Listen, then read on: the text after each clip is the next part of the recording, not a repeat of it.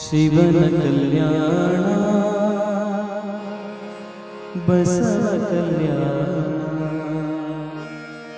ಶಿವ ಶರಣರ ಅನುಭವದ ಕಲ್ಯಾಣ ಶಿವ ಶರಣರ ಅನುಭವದ ಕಲ್ಯಾಣ ಶಿವನ ಕಲ್ಯಾಣ ಬಸವ ಕಲ್ಯಾಣ ಶಿವನ ಕಲ್ಯಾಣ ಬಸವ ಕಲ್ಯಾಣ ಶಿವನ ಕಲ್ಯಾಣ ಬಸವ ಕಲ್ಯಾಣ ಶಿವನ ಕಲ್ಯಾಣ ಬಸವ ಕಲ್ಯಾಣ ಶಿವ ಶರಣರ ಅನುಭವದ ಕಲ್ಯಾಣ ಶಿವ ಶರಣರ ಅನುಭವದ ಕಲ್ಯಾಣ ಶಿವನ ಕಲ್ಯಾಣ ಬಸವ ಕಲ್ಯಾಣ ಶಿವನ ಕಲ್ಯಾಣ ಬಸವ ಕಲ್ಯಾಣ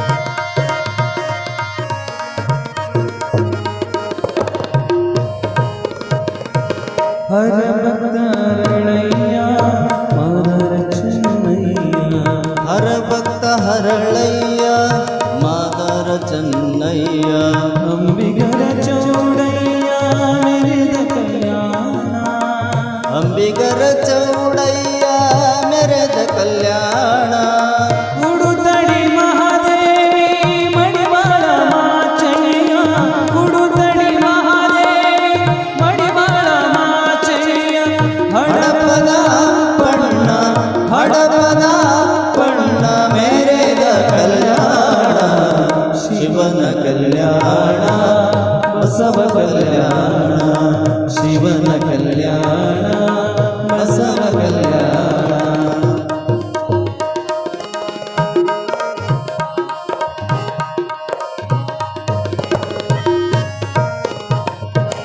ನೂಲಿಯ ಚಂದಯ್ಯ ಡೋರ ಕಕ್ಕಯ್ಯ ನೂಲಿಯ ಚಂದಯ್ಯ ದೋಹರ ಕಕ್ಕಯ್ಯ ಮೇದರ ಕೇತಯ್ಯ ಮೆರೆದ ಕಲ್ಯಾಣ ಮೇದಾರ ಕೇತಯ್ಯ ಮೆರೆದ ಕಲ್ಯಾಣ ಅಲ್ಲಮ ಪ್ರಭು ದೇವ ಶಿವಯೋಗಿ ಸಿದ್ಧರಾಮ ಅಲ್ಲಮ ಪ್ರಭು ದೇವ ಶಿವಯೋಗಿ ಸಿದ್ಧರಾಮ ಜಂಗಮರೆಲ್ಲರೂ ಜಂಗಮರೆಲ್ಲರೂ ಮೆರೆದ ಕಲ್ಯಾಣ ಶಿವನ ಕಲ್ಯಾಣ ಬಸವ ಕಲ್ಯಾಣ ಶಿವನ ಕಲ್ಯಾಣ ಬಸವ ಕಲ್ಯಾಣ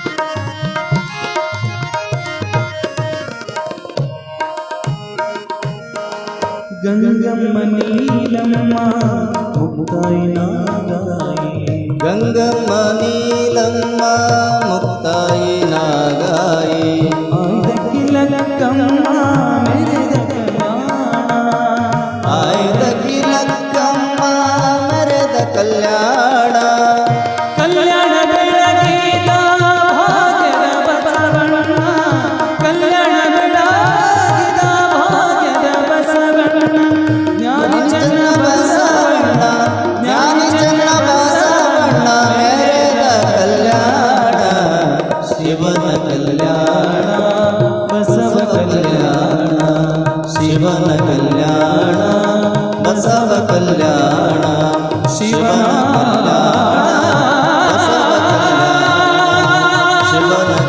ಶಿವನ ಕಲ್ಯಾಣ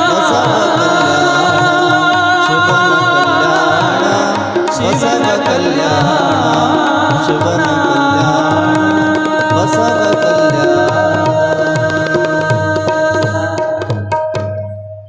ಜಯ ಮಂಗಲಂ ಜಯ ನಮಃ ಪರಾಪರೇ ಶಿವ ಹರ ಹರ ಮಹಾದೇವ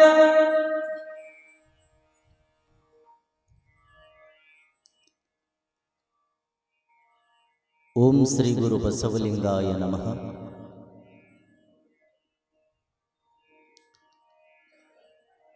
ಬಸವಣ್ಣನೇ ತಾಯಿ, ಬಸವಣ್ಣನೇ ತಂದೆ, ಬಸವಣ್ಣನೇ ಪರಮ ಬಂಧುವೆನಗೆ ವಸುದೀಶ ಕಪಿಲ ಸಿದ್ಧ ಮಲ್ಲಿಕಾರ್ಜುನ ನಿಮ್ಮ ಹೆಸರಿಟ್ಟ ಗುರು ಬಸವಣ್ಣನಯ್ಯ.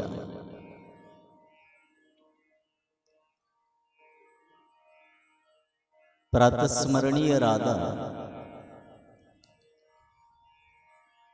ಬಸವಾದಿ ಪ್ರಮಥರನ್ನ ಸ್ಮರಿಸಿ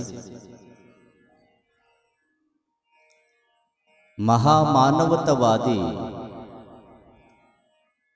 ಕಲ್ಯಾಣದ ಅಣ್ಣ ಎಲ್ಲ ಶರಣರ ಭಾವಸ್ಫುರಣ ಬಾಗೇವಾಡಿಯ ಮಹಾನ್ ಶಕ್ತಿ ಅಣ್ಣ ಬಸವಣ್ಣನನ್ನು ಸ್ಮರಿಸಿ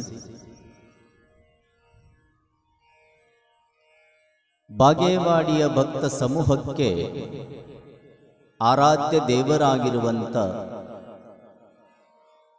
ನಂದೀಶನನ್ನ ಸ್ಮರಿಸಿಕೊಂಡು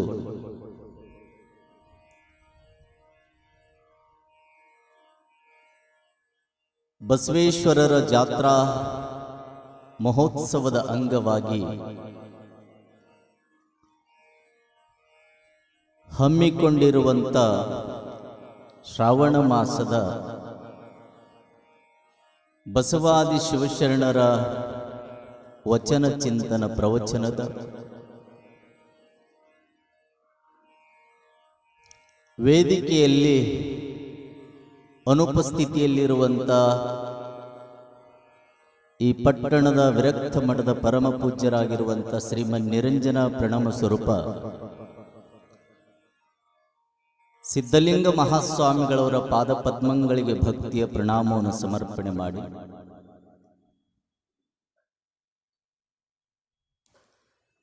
ಬಸವೇಶ್ವರ ಸೇವಾ ಸಮಿತಿ ಅಧ್ಯಕ್ಷರಾಗಿರುವಂಥ ಪಟ್ಟಣ ಶೆಟ್ಟರವರೇ, ಉಪಾಧ್ಯಕ್ಷರಾಗಿರುವಂಥ ಬಸವರಾಜ್ ಹಾರಿವಾಳ್ ಅವರೇ, ಜಾತ್ರಾ ಕಮಿಟಿಯ ಪದಾಧಿಕಾರಿಗಳೇ, ಅಧ್ಯಕ್ಷರೇ, ಉಪಾಧ್ಯಕ್ಷರೇ,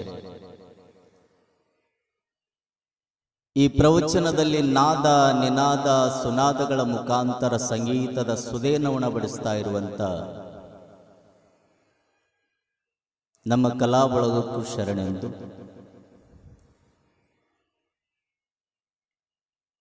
ಬಸವನ ಬಾಗೇವಾಡಿಯ ಮಹಾಜನಗಳೇ, ಮಾತೆಯರೇ,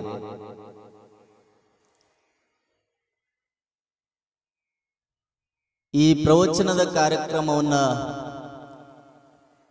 ಅಂತರ್ಜಾಲಗಳ ಮುಖಾಂತರ ನಾಡಿಗೆ ಬಿತ್ತರಿಸ್ತಾ ಇರುವಂಥ ಬಸವಾಡವರೇ, ಊರಿನ ಹಿರಿಯರೇ, ಗಣ್ಯ ವ್ಯಕ್ತಿಗಳೇ, ತಮ್ಮೆಲ್ಲರ ಅಂತರಂಗದಲ್ಲಿರುವಂಥ ಚಿಜ್ಯೋತಿಗೆ ಶರಣೂ ಶರಣಾರ್ಥಿ. ಒಂದು ಸಾರೆ ನಾ ಶರಣು ಶರಣಾರ್ಥಿ ಅಂತೀನಿ, ನೀವು ಅನ್ಬೇಕು, ತಮ್ಮೆಲ್ಲರಿಗೂ ಶರಣು ಶರಣಾರ್ಥಿ.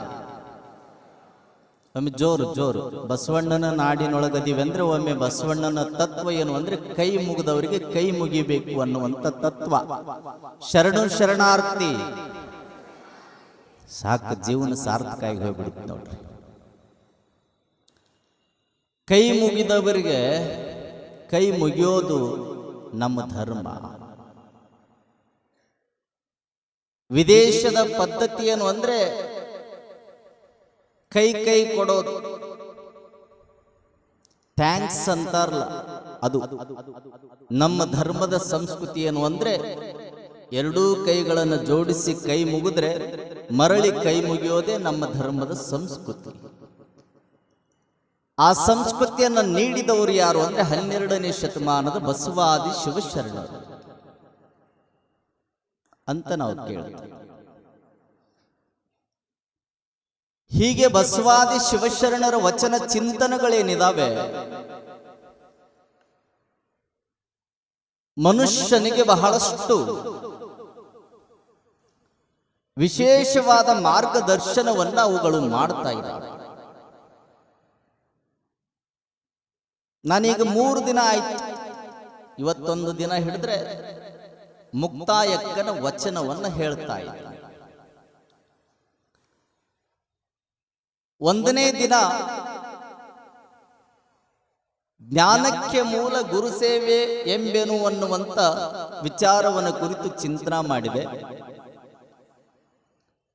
ಗುರು ಸೇವಾ ಮುಗಿದ ಮೇಲೆ ಆ ಗುರುವಿನಿಂದ ಪಡ್ಕೊಂಡಿರುವಂತ ಲಿಂಗ ಪೂಜೆಯನ್ನು ಮಾಡಿದ್ರೆ ಸಕಲ ಐಶ್ವರ್ಯಗಳು ಸಿಗುತ್ತಾವೆ ಅಂತ ತಿಳ್ಕೊಂಡು ಮುಕ್ತಾಯಕ್ಕೆ ನಮಗೆ ಕಲಿಸಿಕೊಟ್ಟರು. ಲಿಂಗವನ್ನು ಬಿಟ್ಟು ಎಂದೂ ಒಂದು ಕ್ಷಣನೂ ಇರಬಾರದು ಅನ್ನುವಂಥ ಸಿದ್ಧಾಂತ. ಹೊತ್ತಾರೆ ಎದ್ದು ಅಗ್ಗವನಿಯ ಪತ್ರಿಯ ತಂದು ಹೊತ್ತು ಹೋಗದ ಮುನ್ನ ಪೂಜಿಸು ಲಿಂಗವ ಅಂತಾರೆ ಶರಣರು.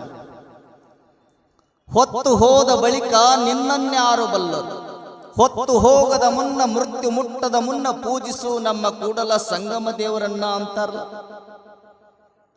ದೇವರನ್ನ ಪೂಜಿಸಬೇಕಾದ್ರೆ ಯಾವ ಹೊತ್ತಿನೊಳಗ ದೇವರನ್ನ ಪೂಜಿಸಿದರೆ ಆ ಹೊತ್ತಿನೊಳಗ ಆ ಪೂಜೆ ಭಗವಂತನಿಗೆ ಮುಟ್ಟುತ್ತದೆ.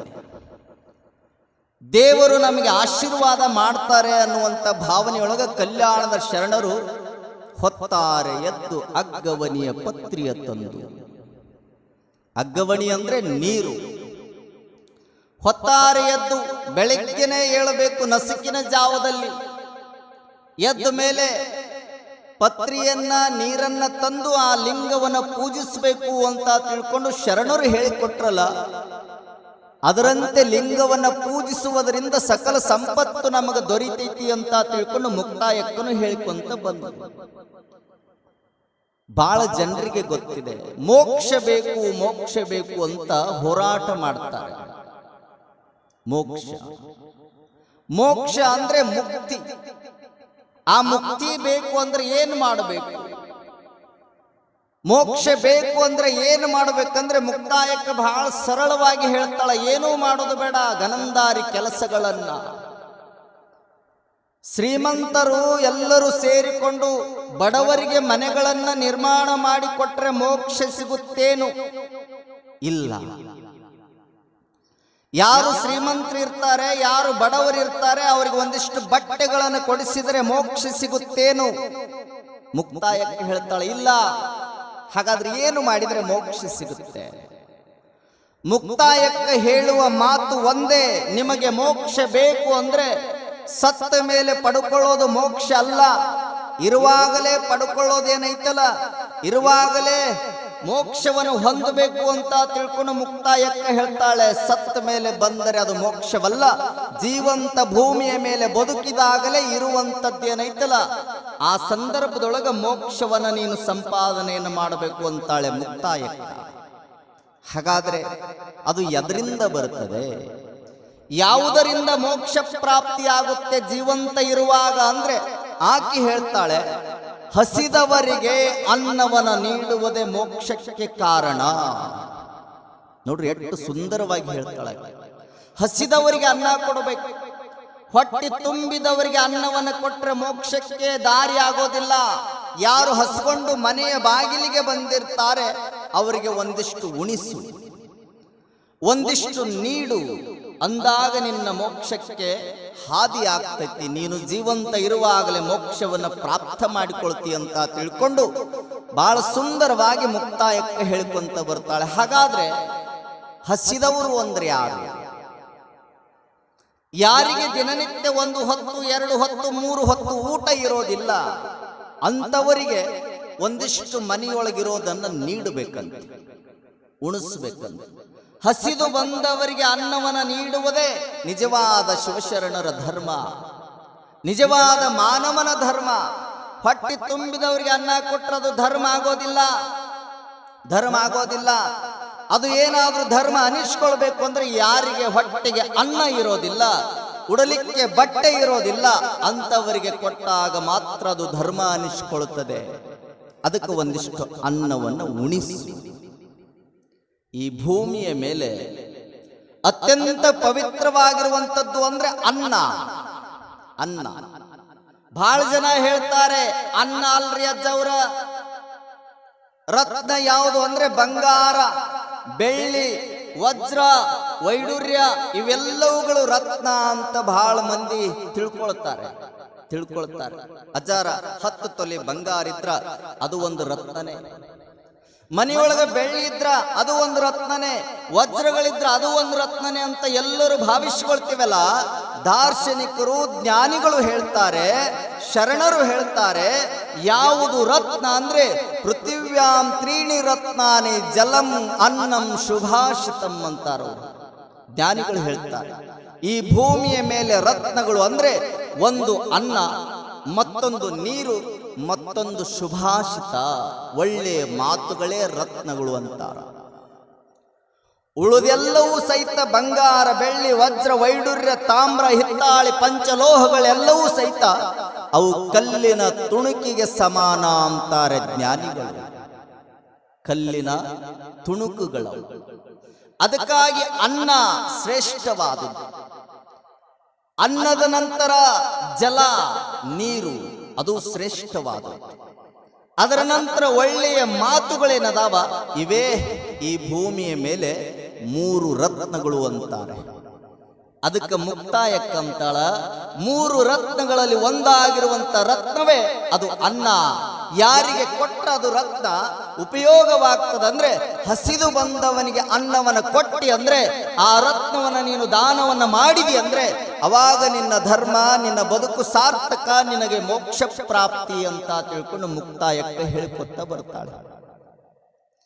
ಅನ್ನದಾನ ಅನ್ನೋದು ಬಹಳ ಶ್ರೇಷ್ಠವಾದದ್ದು, ಬಹಳ ಶ್ರೇಷ್ಠವಾದದ್ದು. ನಿಮ್ಮ ನಾಡಿನಲ್ಲಿ ಜನಿಸಿರುವಂತ ಬಸವಣ್ಣವರು ನಿಮ್ಗೆಲ್ಲರಿಗೂ ಗೊತ್ತಿದೆ. ಬಸವಣ್ಣವರು ಪ್ರತಿನಿತ್ಯ 1,96,000 ಗಣಗಳಿಗೆ ಪ್ರಸಾದ ಮಾಡಿಸ್ತಿದ್ರು ಅನ್ನೋದು ನೀವು ಕೇಳಿರಿ ಇತಿಹಾಸದಲ್ಲಿ. ಒಂದು ದಿನ ಅಲ್ಲ, ಪ್ರತಿನಿತ್ಯ ನಾವು ಒಂದು ದಿನ ಒಬ್ಬ ಐನರ್ನ ಕರೆಸಿ ಊಟ ಮಾಡಿಸೋದು, ಒಬ್ಬ ಸ್ವಾಮಿ ಕರೆಸಿ ಊಟ ಮಾಡಿಸೋದು ಬಹಳ ವಜ್ಜಾಗೈತಿ ಇವತ್ತಿನ ದಿನಮಾನದಲ್ಲಿ. ಆದ್ರೆ ಬಸವಣ್ಣವರು 1,96,000 ಗಣಗಳಿಗೆ ಪ್ರಸಾದ ಮಾಡಿಸೋದು ಪ್ರತಿನಿತ್ಯ ನಡೆಸ್ತಿದ್ರು. ಅಂದ್ರೆ ಅವರಿಗೆ ಗೊತ್ತಿತ್ತು, ಯಾರಿಗೆ ಪ್ರಸಾದವನ್ನು ಮಾಡಿಸ್ತೇವೆ, ಯಾರಿಗೆ ಅನ್ನವನ್ನು ಕೊಡ್ತೇವೆ, ಅವಾಗ ನಾನು ಜೀವಂತ ಇರುವಾಗಲೇ ಮೋಕ್ಷವನ್ನು ಸಂಪಾದನೆಯನ್ನು ಮಾಡ್ತೀನಿ ಅಂತ ತಿಳ್ಕೊಂಡು ಬಸವಣ್ಣವರು ಪ್ರತಿನಿತ್ಯ 1,96,000 ಗಣಗಳಿಗೆ ಅನ್ನ ನೀಡ್ತಿದ್ರು, ಪ್ರಸಾದ ಮಾಡಿಸ್ತಿದ್ರು. ಅದಕ್ಕೆ ಹೇಳ್ತಾರಲ್ಲ, ಅನ್ನದಾನಂ ಪರಂ ದಾನಂ ವಿದ್ಯಾದಾನಂ ಮತಪರಂ, ಅನ್ನೇನ ಕ್ಷಣಿಕಾ ತೃಪ್ತಿ ಯಾವ ಜೀವಂತ ವಿದ್ಯೆಯ ಅಂತ ಕರೀತಾರೆ. ಸುಭಾಷಿತ ಹೇಳ್ತದೆ, ಸಂಸ್ಕೃತದ ಶ್ಲೋಕ ಹೇಳ್ತದೆ, ಅನ್ನದಾನ ಮಾಡೋದೇನೈತಲ್ಲ ಅದು ಬಹಳ ಪರಮ ಶ್ರೇಷ್ಠವಾದದ್ದು. ಅಂತ ದಾನವನ್ನು ನೀನು ಮಾಡು. ವಿದ್ಯಾದಾನನೂ ಶ್ರೇಷ್ಠವಾದದ್ದು, ಆದ್ರೆ ಅನ್ನದಾನಕ್ಕಿಂತ ವಿದ್ಯಾದಾನ ಶ್ರೇಷ್ಠವಾದದ್ದು. ವಿದ್ಯೆ ಯಾವಾಗಲೂ ನಶಿಸಿ ಹೋಗೋದಿಲ್ಲ. ಅನ್ನ ಉಂಡ ಮೇಲೆ 1 ತಿಂಗಳ ನೆನಪಿಟ್ಟುಕೊಳ್ಳಬಹುದು, 2 ತಿಂಗಳ ನೆನಪಿಟ್ಟುಕೊಳ್ಳಬಹುದು, ಆದ್ರೆ 3 ತಿಂಗಳ ಬಿಟ್ರೆ ಬಲುವರ ಅಂದ್ರೆ 1 ವರ್ಷ ನೆನಪಿಟ್ಟುಕೊಳ್ತೇವೆ. ಮತ್ತೆ 2ನೇ ವರ್ಷಕ್ಕೆ ಊಟ ಮಾಡಿಸಿದ್ದ ನಮ್ಮ ಮರಿತೇವೆ. ಆದ್ರೂ ಸಹಿತ ಅನ್ನ ಬೇಕೇ ಬೇಕು. ಮನುಷ್ಯನಿಗೆ ಅನ್ನ ಇರಲಿಲ್ಲ ಅಂದ್ರೆ ಬದುಕಕ್ಕೆ ಸಾಧ್ಯ ಇಲ್ಲ. ಅಂತ ಅನ್ನವನ್ನ ನೀಡಿದ್ರೆ ಮಾತ್ರ ಮೋಕ್ಷಕ್ಕೆ ಪ್ರಾಪ್ತಿ ಅಂತಾಳೆ ಮುಕ್ತಾಯಕ್ಕೆ. ನೀವೆಲ್ಲರೂ ಮನೆಯಿಂದ ಈ ಪ್ರಾರಾಂಗಣಕ್ಕೆ ಬರ್ತೀರಲ್ಲ, ನಿಮ್ಮ ದೇಹದೊಳಗೆ ಶಕ್ತಿ ಬೇಕು. ಶಕ್ತಿ ಬೇಕು ಅಂದ್ರೆ ಈ ದೇಹಕ್ಕೆ ಏನು ಬೇಕ್ರಿ? 10 ತೊಲೆ ಬಂಗಾರವನ್ನ ಕೊರಳೊಳಗೆ ಹಾಕೊಂಡು, ಬಂಗಾರದ ಆಭರಣಗಳನ್ನ ಕೈಯಲ್ಲಿ, ಕೊರಳಲ್ಲಿ, ಬೆರಳಲ್ಲಿ ಹಾಕಿಕೊಂಡು ಬಂದ್ರೆ ಅದು ಶಕ್ತಿಯನ್ನು ಕೊಡ್ತದೆ. ಇಲ್ಲಿಗೆ ಬರಕ್ ಸಾಧ್ಯ ಏನ್ರಿ? ಸಾಧ್ಯನಾ? ಇಲ್ಲ. ಹಾಗಾದ್ರೆ ಇಲ್ಲಿಗೆ ಬರಬೇಕಾದ್ರೆ ಏನು ಶಕ್ತಿ ಬೇಕು ಈ ಶರೀರಕ್ಕಂದ್ರ? ಅನ್ನಮಯವಾದ ಶರೀರಕ್ಕೆ ಅನ್ನವನ್ನು ನೀಡಿದಾಗ ಈ ದೇಹದಲ್ಲಿ ತಾಕತ್ತು ಬರ್ತದೆ. ಈ ದೇಹವನ್ನು ಹೊತ್ತುಕೊಂಡು ಬೇಕಾದ ಕಡೆ ನೆಡಲಿಕ್ಕೆ ಅದು ಸಹಾಯ ಮಾಡ್ತದೆ ಅನ್ನ. ಅಂತ ಅನ್ನವನ್ನು ನೀಡಬೇಕು ಅಂತಾರೆ. ಅನ್ನ ನೀಡಬೇಕು. ನಾವು ನೀಡೋದಂದ್ರೆ ಬಹಳ ಕಠಿಣ. ಕೊಡ್ರಿ ಅಂದ್ರೆ ಬರ್ತೈತಿ ನೋಡ್ರಿ. ಬರ್ರಿ ತಗೊಂಡು ಹೋಗ್ರಿ ಅಂದ್ರೆ ಬೆಳತನ ಕ್ಯೂ ಹಚ್ತಾರ. ತಗೊಂಡು ಹೋಗ್ರಿ ಅಂದ್ರೆ ಒಯ್ತಾರ. ತಂದು ಕೊಡ್ರಿ ಅಂದ್ರೆ ಮರಳಿ ಯಾರೂ ಬರುದಿಲ್ಲ. ಒಂದು ಸಾರಿ ಹೇಳ್ತೀನಿ ನಿಮ್ಗ, ಒಬ್ಬ ಸಂತ ಭಿಕ್ಷೆಗೆ ಹೋಗಿರ್ತಾನೆ. ಭಿಕ್ಷೆಗೆ ಹೋದಂತ ಸಮಯದೊಳಗೆ ಸಂತ ಭಿಕ್ಷಾಂದೇಹಿ ಅಂತ ಕೇಳ್ತಾನೆ. ಕೇಳಿದಾಗ ಆ ಮನೆ ಮುಂದೆ ಒಂದು ಬೋರ್ಡ್ ಇತ್ತು. ತ ಥ ದ ಧ ನ ಒಂದು ಬೋರ್ಡ್ ಹಾಕಿದ್ರು. ಈ ತ ತ ಧ ದನ್ನ ಇವು ಏನ್ರಿ? ಇವು ಏನ್ರಿ? ವ್ಯಂಜನಾಕ್ಷರ. ಕನ್ನಡದ ವರ್ಣಮಾಲೆಯಲ್ಲಿ ಬರುವಂತ ವ್ಯಂಜನಾಕ್ಷರಗಳು. ತ ಥ ದ ಧ ನ ಅಂತ ಬೋರ್ಡ್ ಇತ್ತು. ಭಿಕ್ಷಾ ಬೇಡಲಿಕ್ಕೆ ಒಬ್ಬ ಯೋಗಿ ಬಂದ, ಭಿಕ್ಷಾಂದೇಹಿ ಅಂದ. ಒಳಗ ಬಾಗಲದಲ್ಲಿರುವಂತ ಒಬ್ಬ ಹುಡುಗ ಅವ ಹೇಳಿದ, ನಾವು ನೀಡಂಗಿಲ್ಲ, ನಡೀರಿ ಅಂದ. ಯಾಕೆ ನೀಡೋದಿಲ್ಲ? ಯಾಕೆ ನೀಡೋದಿಲ್ಲ? ನಮ್ಮ ಮನೆಯೊಳಗ ಹಿಂದಿನಿಂದನೂ ಅದೇ ಪದ್ಧತಿ ಅದ. ಬಂದವ್ರಿಗೆಲ್ಲ ನೀಡಂಗಿಲ್ಲ, ನಡಿ ನಡಿ ಅನ್ನೋದಕ್ಕಿಂತ ನಮ್ಮ ಮನೆ ಮುಂದೆ ಒಂದು ಬೋರ್ಡ್ ಹಾಕಿ ಬಿಟ್ಟಿವ್ರಿ. ಏನ್ ಹಾಕಿರಿ? ತ ಥ ದ ಧ ನ. ಇದನ್ನ ಓದ್ರಿ, ನಡ್ರಿ ಅಂದವ. ತ ಥ ದ ಧ ನ ಅಂತ ಓದಿದ್ರು. ಇದರ ಅರ್ಥ ಏನು ಅಂತ ಕೇಳಿದ್ರು ಅವರು ಸಂತರು. ಅವಾಗ ಆ ಹುಡುಗ ಹೇಳ್ತದೆ, ತ ತಾತ, ಥ ಮುತ್ತಾತ, ದ ದಾನ, ಧ ಧರ್ಮ, ನ ಇಲ್ಲ. ತಾತ ಮುತ್ತಾತನ ಕಾಲದಿಂದಲೂ ನಮ್ಮ ಮನೆಯೊಳಗ ದಾನ ಧರ್ಮ ಅನ್ನೋದಿಲ್ಲ, ನೀ ನಡಿ ಮುಂದಕ್ಕಂದವ. ನಾವು ನೀಡೋದಿಲ್ಲ, ನಡಿ ಅಂತ. ಅವಾಗ ಸಂತರಂತಾರೆ, ಅಪ್ಪ ನಿಮ್ಮ ಮನೆಯೊಳಗಿರುವಂಥದ್ದನ್ನು ನೀಡಬೇಡೋ, ನಿಮ್ಮ ಮನೆಯ ಮುಂದೆ ಅಂಗಳದಲ್ಲಿರುವಂತ ಒಂದು ಬಗಸೆಯ ಮಣ್ಣನ್ನಾದರೂ ನನ್ನ ಜೋಳಿಗೆಗೆ ನೀಡುವಂತಾರೆ ಅವರು. ನೀಡು. ಯಾವಾಗ ಒಂದು ಬಗಸೆಯ ಮಣ್ಣನ್ನ ಜೋಳಿಗೆಗೆ ನೀಡು ಅಂದ ತಕ್ಷಣ ಹುಡುಗ ಬಹಳ ಖುಷಿ ಪಡ್ತದ. ನಮ್ಮ ಮನೆಯಿಂದ ಏನೂ ತಗೊಳಂಗಿಲ್ಲ, ಅಂಗಳದಿಂದ ನೀಡಾಕ ಏನು ಗಂಟು ಹೋಗ್ಯದ ಅಂದವನ ಓಡಿ ಒಂದು ಬಗಸೆಯ ಮಣ್ಣನ್ನ ಸಂತರ ಜೋಳಿಗೆಗೆ ನೀಡಿದ. ಪಕ್ಕದಲ್ಲಿರುವಂತ ಶಿಷ್ಯೋತ್ತಮ ಅಂತಾನೆ, ಗುರುಗಳೇ ಏನ್ರಿ ಹೋಳಿಗೆಯನ್ನು ನೀಡಿಸಿಕೊಳ್ಳುವಂತ ಜೋಳಿಗೆಯೊಳಗ ಮಣ್ಣನ್ನ ನೀಡಿಸ್ಕೊಳ್ತೀರಲ್ಲ, ನಿಮ್ಗ ಬುದ್ಧಿ ಐತೇನ್ರಿ? ಅವಾಗ ಸಂತರು ಹೇಳ್ತಾರೆ, ತಮ್ಮ ಅವನಿಗೆ ನೀಡುವ ಭಾವ ಇದ್ದಿಲ್ಲಪ್ಪ, ನೀಡುವ ಭಾವ ಇದ್ದಿಲ್ಲ. ಯಾವಾಗ ನೀಡುವ ಭಾವ ಇದ್ದಿಲ್ಲ, ಅವನಲ್ಲಿ ಮಣ್ಣಾದ್ರೂ ನೀಡಬೇಕನ್ನುವಂತ ಭಾವ ಬಂತಲ್ಲ. ಇಂದು ಮಣ್ಣು ನೀಡಿದ ಹುಡುಗ ಮುಂದೊಂದು ದಿನ ಹಣ್ಣು ನೀಡಬಲ್ಲ ಈ ಜೋಳಿಗೆಗೆ ಅಂತ ತಿಳ್ಕೊಂಡು ಗುರುಗಳು ಉತ್ತರ ಕೊಡ್ತಾರಂತೆ. ಹಾಗಾದ್ರೆ ನಾವು ನೀಡಬೇಕಲ್ಲ, ಹಸಿದವರಿಗೆ ಉಣಿಸಬೇಕಲ್ಲ, ಹಸಿದು ಬಂದವರಿಗೆ ಅನ್ನವನ್ನ ನೀಡುವುದೇ ನಿಜವಾದ ಮೋಕ್ಷ ಅಂತ ತಿಳ್ಕೊಂಡು ಮುಕ್ತಾಯಕ್ಕ ಬರ್ಕೊಂತ ಬರ್ತಾಳೆ. ನಾವು ಒಂದಿಷ್ಟು ಮನೆಯೊಳಗಿದ್ರ ಕೊಡುವಂತ ಕೆಲಸ ಮಾಡಬೇಕು, ಉಣಿಸುವಂತ ಕೆಲಸ ಮಾಡಬೇಕು. ಅಂತ ಉಣಿಸುವಂತ ಕೆಲಸವನ್ನು ನಾವು ಮಾಡಿದ್ದೇ ಕರೆ, ಆದ್ರೆ ನಾವು ಜೀವಂತ ಇರುವಾಗಲೇ ಮೋಕ್ಷವನ್ನು ಸಂಪಾದನೆಯನ್ನು ಮಾಡಿದಂಗ ಅಂತ ತಿಳ್ಕೊಂಡು ಮುಕ್ತಾಯಕ್ಕ ಬಹಳ ಸ್ಪಷ್ಟವಾಗಿ ನಮ್ಮ ನಾಡಿನ ಜನಗಳಿಗೆ ಹೇಳ್ಕೊಂತ ಬರ್ತಾರೆ. ತನ್ನ ತಾನರಿದುಕೊಂಬುವುದೇ ಒಂದು ಸ್ನಾನ, ಅನ್ಯಾಯ ಮಾಡದಿರುವುದೇ ಒಂದು ಸ್ನಾನ,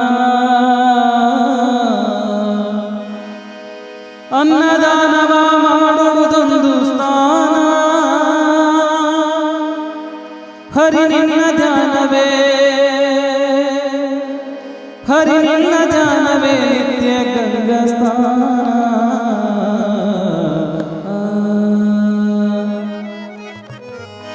ಸ್ನಾನವ ಮಾಡಿರು ಜ್ಞಾನ ತೀರ್ಥದಲ್ಲಿ, ಸ್ನಾನವ ಮಾಡಿರು, ಸ್ನಾನವ ಮಾಡಿರು ಜ್ಞಾನ ತೀರ್ಥದಲ್ಲಿ. ಮಾನವರೆಲ್ಲ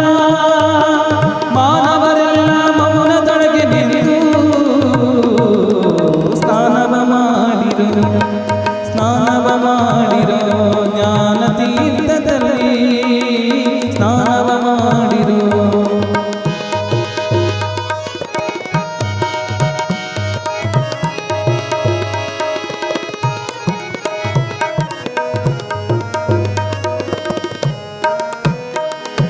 ತನ್ನ ತಾನರಿದುಕೊಂಬುವುದೇ ಒಂದು ಸ್ನಾನ, ಅನ್ಯಾಯ ಮಾಡದಿರುವುದೇ ಒಂದು ಸ್ನಾನ, ತನ್ನ ತಾನರಿದುಕೊಂಬುವುದೇ ಒಂದು ಸ್ನಾನ, ಅನ್ಯಾಯ ಮಾಡದಿರುವುದೇ ಒಂದು ಸ್ನಾನ, ಅನ್ನದಾನವ ಮಾಡುವುದೊಂದು ಸ್ನಾನ, ಅನ್ನದಾನವ ಮಾಡುವುದೊಂದು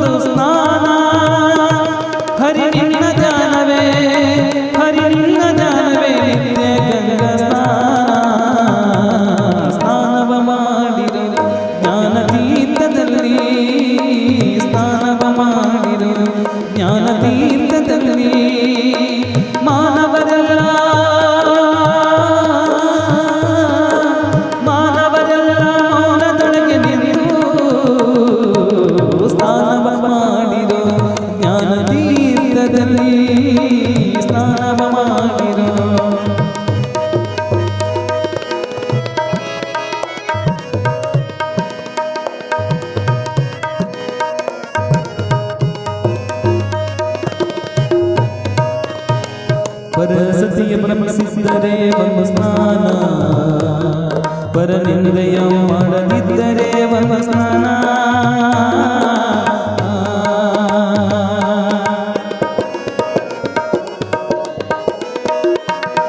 ಪರಸತಿಯ ಭ್ರಮಿಸದಿದ್ದರೆ ಒಂದು ಸ್ನಾನ ಪರನಿಂದೆಯ ಮಾಡದಿದ್ದರೆ ಒಂದು ಸ್ನಾನ ಪರೋಪಕಾರ ಮಾಡುವುದೊಂದೇ ಸ್ನಾನ ಪರೋಪಕಾರ ಮಾಡುವುದೊಂದು ಸ್ನಾನ ಪರತತ್ವವನರಿತು ಕೊಂಬುವುದೊಂದು ಸ್ನಾನ ಸ್ನಾನವ ಮಾಡಿರು ಜ್ಞಾನತೀರ್ಥದಲ್ಲಿ ಸ್ನಾನವ ಮಾಡಿರು ಜ್ಞಾನತೀರ್ಥದಲ್ಲಿ ಮಾನವರೆಲ್ಲ ಮೌನದೊಳಗೆ ನಿಂತು ಸ್ನಾನವ ಮಾಡಿರು ಜ್ಞಾನತೀರ್ಥದಲ್ಲಿ ಸ್ನಾನವ ಮಾಡಿರು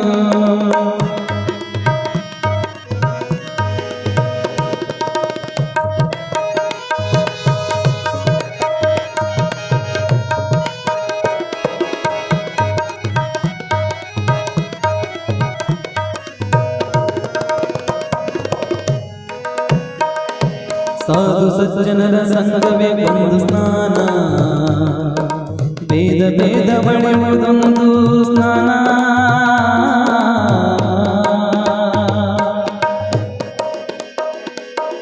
ಆದಿಮೂರ್ತಿ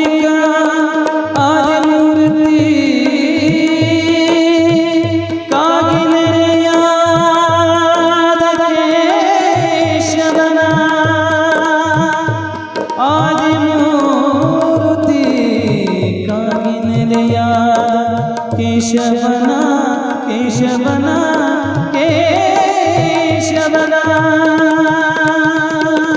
ಆದಿಮೂರ್ತಿ ಕಾಗಿನೆಲೆಯಾದ ಕೇಶವನ ಪಾದದಾನವೇ ನಿತ್ಯ ಗಂಗಾ ಸ್ನಾನವ ಮಾಡಿರು ಜ್ಞಾನತೀರ್ಥದಲ್ಲಿ ಸ್ನಾನವ ಮಾಡಿರು ಜ್ಞಾನತೀರ್ಥದಲ್ಲಿ ಮಾನವರೆಲ್ಲ ಮೌನದೊಳಗೆ ನಿಂತು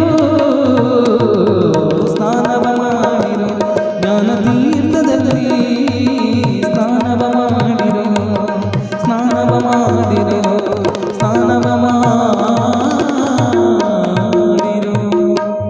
ಜಯ ಮಂಗಲಂ ಜಯ ಪರಾಪದೇಶ್ವ ಹರ ಹರ ಮಹಾದೇವ ವಿಶ್ವಗುರು ಬಸವೇಶ್ವರ ಮಹಾರಾಜ ಕಿ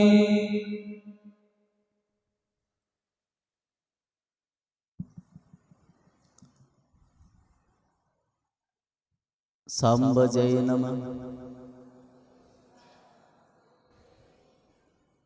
ಒಂದು ತಿಂಗಳ ಈ ಶ್ರವಣ ಮಾಸದಾಗರ ತಾವೆಲ್ಲರೂ ಒಮ್ಮೆ ಜೋರಾದ ಜಯಘೋಷವನ್ನು ಮಾಡಿ ಸಾಂಬ ಜಯ ನಮ.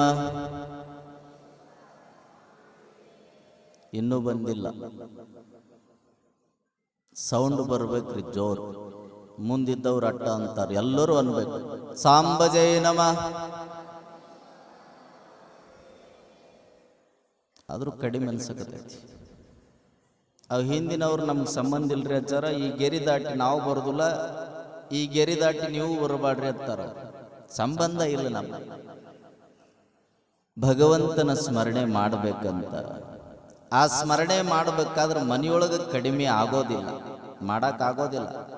ಇಂತಲ್ಲಿ ಬಂದಲ್ಲರ ಒಂದಿಷ್ಟು ಬಸವಣ್ಣನ ಧ್ಯಾನ ಮಾಡಿಬಿಟ್ರೆ ನಮಗೆಲ್ಲದೂ ಪ್ರಾಪ್ತಿ ಆಗುತ್ತೆ ಅನ್ನೋದನ್ನು ತಾವು ತಿಳ್ಕೊಂಡು ಧ್ಯಾನವನ್ನು ಮಾಡೋದನ್ನು ಕಲೀರಿ. ಇಲ್ಲಿ ಜ್ಞಾನವನ್ನ ಅಥವಾ ಜ್ಞಾನವನ್ನ ಸಂಪಾದನೆ ಮಾಡಿಕೊಳ್ಬೇಕಾದ್ರೂ ಶರೀರ ಬೇಕೇ. ಧ್ಯಾನವನ್ನ ಮಾಡಬೇಕಾದ್ರೂ ಸಹಿತ ಶರೀರ ಬೇಕೇ. ಆ ಶರೀರಕ್ಕೆ ಶಕ್ತಿಯನ್ನು ಕೊಡೋದು ಯಾವುದು ಅಂದ್ರೆ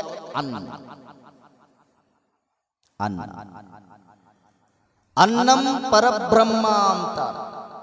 ಅನ್ನನೇ ಎಲ್ಲದಕ್ಕೂ ಕಾರಣ. ಅನ್ನವನ್ನು ಬಿಟ್ಟು ಯಾರೂ ಬದುಕಕ್ಕೆ ಸಾಧ್ಯ ಇಲ್ಲ.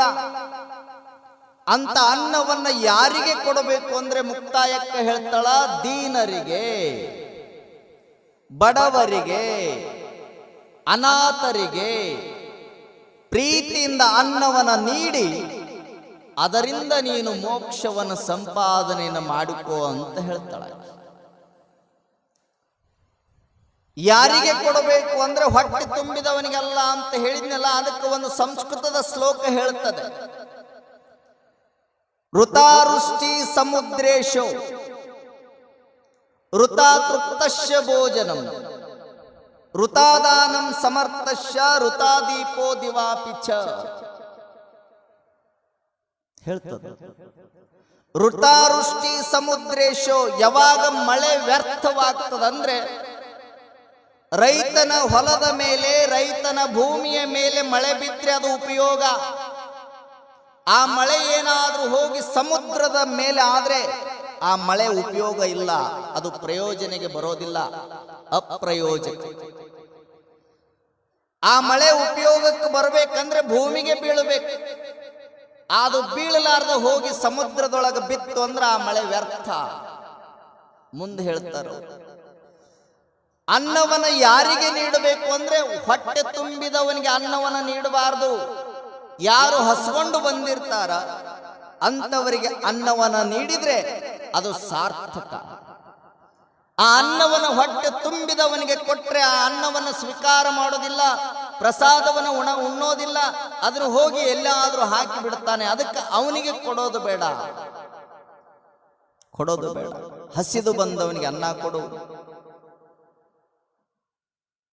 ಮತ್ತೆ ಹೇಳ್ತಾರವರು, ಋತಾದಾನಂ ಸಮರ್ಥಶ್ಯ, ದಾನ ಮಾಡೋದು ಅಂತಾರಲ್ಲ, ಯಾರಿಗೆ ದಾನ ಮಾಡಬೇಕು ಅಂದ್ರೆ ಯಾರು ಬಡವರು ಇರ್ತಾರ ಅಂತವರಿಗೆ ದಾನ ಮಾಡು. ಆ ದಾನವನ್ನು ಹೋಗಿ ಏನಾದ್ರೂ ಶ್ರೀಮಂತನಿಗೆ ನೀನು ಕೊಡಲಿಕ್ಕೆ ಹೋದ್ರೆ ಆ ಶ್ರೀಮಂತ ನೀ ಕೊಡುವಂತ ದಾನವನ್ನು ಸ್ವೀಕಾರ ಮಾಡೋದಿಲ್ಲ. ಅದಕ್ಕೆ ಯಾರಿಗೆ ಹಣದ ಅವಶ್ಯಕತೆ ಇದೆ, ಯಾರಿಗೆ ತೊಂದರೆ ಇದೆ, ಯಾರಿಗೆ ಬಟ್ಟೆಯ ಅವಶ್ಯಕತೆ ಇದೆ ಅಂತವರಿಗೆ ಕೊಟ್ರೆ ಆ ದಾನ ಸಾರ್ಥಕವಾಗ್ತದೆ. ಒಂದು ವೇಳೆ ಅದನ್ನೆಲ್ಲ ಬಿಟ್ಟೇನಾದ್ರೂ ನೀನು ಹೀಗೆ ಹೇಳಿದಂಗೆ ಮಾಡಕ್ ಹೋದ್ರೆ ಏನು ಆಗ್ತದಂದ್ರೆ ಅವರು ಒಂದು ಉಪಮೇಯವನ್ನ ಕೊಡ್ತಾರ, ಋತಾದೀಪೋ ದಿವಾಪಿಚ, ಹಗಲಿನ ಸಂದರ್ಭದಲ್ಲಿ ದೀಪವನ್ನು ಹಚ್ಚಿಟ್ಟಂಗ. ದೀಪ ಯಾವಾಗ ಬೇಕು ನಮಗಂದ್ರೆ ರಾತ್ರಿಯ ಸಮಯದೊಳಗ ಕತ್ತಲು ಕಾಣುವಂತ ಸಂದರ್ಭದಲ್ಲಿ ಕತ್ತಲದೊಳಗಿರುವಂತ ವಸ್ತುವನ್ನು ನೋಡಬೇಕಾದ್ರೆ ದೀಪದ ಅವಶ್ಯಕತೆ ಅಲ್ವಾ. ಅಂತ ದೀಪವನ್ನು ತಗೊಂಡು ಹೋಗಿ 12 ಗಂಟೆಗೆ ಏನಾದ್ರೂ ಹಚ್ಚಿಟ್ರೆ ಆ ದೀಪ ನಿಮಗ ಉಪಯೋಗ ಆಗೋದಿಲ್ಲ, ಅದು ಎಲ್ಲ ವ್ಯರ್ಥವಾಗಿ ಹೋಗ್ಬಿಡ್ತದ. ಅದಕ್ಕೆ ನೀನು ಯಾರಿಗೆ ಉಣಿಸ್ಬೇಕು ಅಂದ್ರೆ ಹಸಿದು ಬಂದವನಿಗೆ. ಯಾವಾಗ ಹಸಿದು ಬಂದವ ಮನೆ ಬಾಗಿಲಿಗೆ ಬಂದಾಗ ಉಣಿಸ್ತೀಯೋ ಅವಾಗಲೇ ನಿನಗೆ ಮೋಕ್ಷ ಪ್ರಾಪ್ತಿ. ಹಸಿದವನಿಗೆ ಉಣಿಸ್ಬೇಕಂತ ಒಂದಿಷ್ಟು ಕೊಡುವಂತ ಪ್ರಯತ್ನವನ್ನ ಮಾಡು, ನೀಡುವಂತ ಪ್ರಯತ್ನವನ್ನ ಮಾಡು. ಈ ಬಿದಿರಿ ಕುಮಾರ ಶಿವಯೋಗಿಗಳಂತಾಗಿ ಹೋಗ್ತಾರೆ. ಬಿದಿರಿ ಕುಮಾರ ಮಹಾಶಿವಯೋಗಿ ಅವರು ಸೌದತ್ತಿಯೊಳಗ ಬಸವ ಪುರಾಣ ಹಚ್ಚಿದ್ರು. ಬಸವ ಪುರಾಣ ಯಾವಾಗ ಸೌದತ್ತಿಯೊಳಗ ಬಸವ ಪುರಾಣವನ್ನು ಹಚ್ಚಿದ್ರು ಆ ಸಂದರ್ಭದೊಳಗ ಬಸವ ಪುರಾಣದ ಮಹಾಮಂಗಲಕ್ಕೆ ಬಿದಿರಿ ಕುಮಾರ ಸ್ವಾಮಿಗಳ ಅಪೇಕ್ಷೆ ಏನಾಗಿತ್ತು ಅಂದ್ರೆ ಸೇರಿರುವಂತ ಸುತ್ತಮುತ್ತಲು ಇರುವಂತ ಹಳ್ಳಿಯ ಭಕ್ತರಿಗೆ ಹೋಳಿಗೆ ಊಟವನ್ನು ಮಾಡಿಸ್ಬೇಕು, ಪ್ರಸಾದವನ್ನು ಮಾಡಿಸ್ಬೇಕು ಅಂತ ಹೋಳಿಗೆ ಪ್ರಸಾದ ಮಾಡಿಸಿದ್ರು. ಎಲ್ಲರಿಗೂ ಪ್ರಸಾದ ಮಾಡಿಸಿದ್ರು. ಪುರಾಣ ಮಂಗಲ ಆದ್ಮೇಲೆ ಎಲ್ಲರನ್ನು ಸಾಲಾಗಿ ಕುಂಡ್ರಿಸಿ ಅವ್ರಿಗೆಲ್ಲ ಎಡಿ ಮಾಡ್ತಿರ್ತಾರೆ. ಎಲೆಯನ್ನು ಕೊಟ್ಟಿದ್ರು. ಅವಾಗ ಎಲಿಗಳು ಇರ್ತಿದ್ವು, ಈಗೆಲ್ಲ ತಾಟಗಳು ಬಂದ. ಎಲಿಗಳ ಒಳಗ ಪ್ರಸಾದ ಮಾಡ್ತಿದ್ರವ. ಆ ಎಲಿಯೊಳಗ ಪ್ರಸಾದವನ್ನು ನೀಡುತ್ತಿರಬೇಕಾದ್ರೆ ಪರಮ ಪೂಜ್ಯ ಬಿದಿರಿ ಕುಮಾರ ಮಹಾಸ್ವಾಮಿಗಳು ಒಂದ್ ಕಡೆ ಮುಹೂರ್ತ ಮಾಡಿರ್ತಾರ, ಒಂದ್ ಕಡೆ ಕೂತ್ಕೊಂಡಿರ್ತಾರ. ಎಲ್ಲ ಕಾರ್ಯಕರ್ತರು ನೀಡುತ್ತಿರ್ತಾರೆ. ಪ್ರಸಾದದ ವೇದಿಕೆಯೊಳಗ ಒಂದು ಮಹಾದ್ವಾರ ಅಂತ ಒಂದು ಬಾಗಿಲ ಮಾಡಿರ್ತಾರೆ. ಒಳಗೆ ಬರಬೇಕಾದ್ರೆ, ದಾಸೋಹಕ್ಕೆ ಬರಬೇಕಾದ್ರೆ ಆ ಬಾಗಿಲದ ಬಳಿಗೆ ಒಬ್ಬ ಭಿಕ್ಷುಕ ಬರ್ತಾನೆ. ಯಾವಾಗ ಭಿಕ್ಷುಕ ಬಂದ, ಆ ಭಿಕ್ಷುಕ ಒಳಗ ಎಲ್ಲರೂ ಕುಳಿತಂತ ಸಂದರ್ಭದೊಳಗೆ ಒಳಗೆ ಬರಬೇಕು ಅಂತ ಯಾವಾಗ ಆ ಬಾಗಿಲದ ಬಳಿಗೆ ಬಂದ, ಓಡಾಡಿ ನೀಡುವಂತ ಕಾರ್ಯಕರ್ತರು ಏನ್ ಮಾಡ್ತಾರಂದ್ರೆ ಆ ಭಿಕ್ಷುಕನನ್ನು ಹೊರಗೆ ಹಾಕ್ತಾರೆ. ಆ ಭಿಕ್ಷುಕನಿಗೆ ಬಹಳ ಹಸಿವಾಗಿದೆ, ಹೊಟ್ಟೆ ಬಹಳಷ್ಟು ಹಸಿದಿದೆ. ಹೊಟ್ಟೆ ತುಂಬಿಕೊಳ್ಬೇಕು, ಏನಾರ ಮಾಡಿ ಇಲ್ಲಿ ಊಟ ಮಾಡಿ ನಾನು ತೃಪ್ತಿ ಪಡಬೇಕು ಅಂತ ತಿಳ್ಕೊಂಡು ಯಾವಾಗ ಒಳಗೆ ಬರಾಕತ್ತಿದ ಆವಾಗ ಕಾರ್ಯಕರ್ತರು ಓಡಿ ಹೋಗಿ ಅವನನ್ನ ಹೊರಗೆ ಓಡಿಸ್ತಾರೆ. ನಡಿ, ಇಲ್ಲಿ ಬರಬೇಡ. ಯಾಕಂದ್ರೆ ಅವನ ಆಕಾರ ವಿಕಾರಗಳು ಬಹಳ ವಿಚಿತ್ರವಾಗಿವೆ.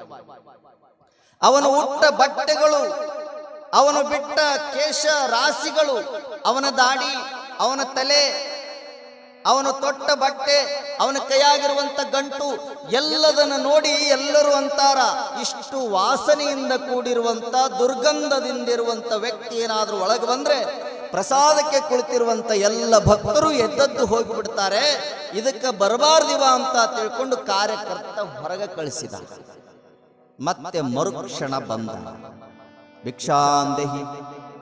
ಯಾವಾಗ ಭಿಕ್ಷಾಂದೇಹಿ ಅಂದ, ಮತ್ತೆ ಕಾರ್ಯಕರ್ತ ಓಡಿಸಿದ. ಯಾವಾಗ ಕಾರ್ಯಕರ್ತರು ಓಡಿಸಿದ್ರು ಮೂರೇ ಸಾರಿ ಬಂದು ಬಾಗಿಲಿಗೆ ನಿಂತಾಗ ಅವಾಗ ಭಿಕ್ಷಾಂದೇಹಿ ಅಂದಾಗ ಆ ಅತ್ತ ಕಡೆ ಈ ಬಿದಿರಿ ಕುಮಾರ ಶಿವಯೋಗಿಗಳ ದೃಷ್ಟಿ ಹೋಗ್ತದೆ. ಯಾವಾಗ ಬಿದಿರಿ ಕುಮಾರ ಶಿವಯೋಗಿಗಳು ಆ ಕಡೆ ನೋಡಿದ್ರು, ಸೀದಾ ಎಲ್ಲರನ್ನ ಬಿಟ್ಟರು, ನೇರವಾಗಿ ಅಲ್ಲಿಗೆ ಹೋಗಿ ಆ ಭಿಕ್ಷುಕನ ಕೈಯನ್ನು ಹಿಡ್ಕೊಂಡು ಕರ್ಕೊಂಡು ಸೀದಾ ದಾಸೋಹವನ್ನ ಏನ್ ಮಾಡಕತ್ತಿದ್ರು, ಎಲ್ಲರಿಗೂ ಊಟ ನೀಡಕತ್ತಿದ್ರು, ಅಲ್ಲೇ ಕರ್ಕೊಂಡು ಬಂದ್ರು. ಬಿದಿರಿ ಕುಮಾರ ಮಹಾಸ್ವಾಮಿಗಳು ಕರ್ಕೊಂಡು ಬರೋದನ್ನ ಎಲ್ಲಾ ಜನ ನೋಡ್ತಾರ. ಯಾವಾಗ ನೋಡಿ ಅಂತಾರ, ಏನಪ್ಪ ಇದು ಸ್ವಾಮಿಗಳು ಹಿಂಗ್ ಮಾಡಕತ್ತಾರ, ಏನಾಗ್ಯದ ಸ್ವಾಮಿಗಳಿಗೆ? ಎಲ್ಲಾ ಜನ ನೋಡಿದ್ರೆ ಪ್ರಸಾದ ಕುಳಿತಾರ. ಅಂತ ಸಂದರ್ಭದೊಳಗೆ ಇಷ್ಟು ವಿಚಿತ್ರವಾಗಿರುವಂತ ಇರ್ಲಿ ಬಿಡಿ ಕುಂಡ್ರ ತಂಬಿಡ ಇರ್ಲಿ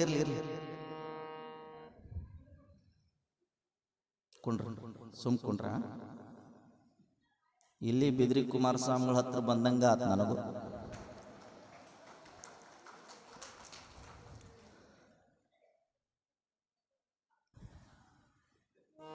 ಯಾವಾಗ ಬಿದಿರಿ ಕುಮಾರಸ್ವಾಮಿಗಳು ಅವನನ್ನು ಕರ್ಕೊಂಡು ಬರಾಕತ್ತಿದ್ರು ಎಲ್ಲ ಜನ ಅಂತಾರ, ಕುಮಾರ ಮಹಾಸ್ವಾಮಿಗಳು ತಪ್ಪು ಮಾಡಾಕತ್ಯಾರ.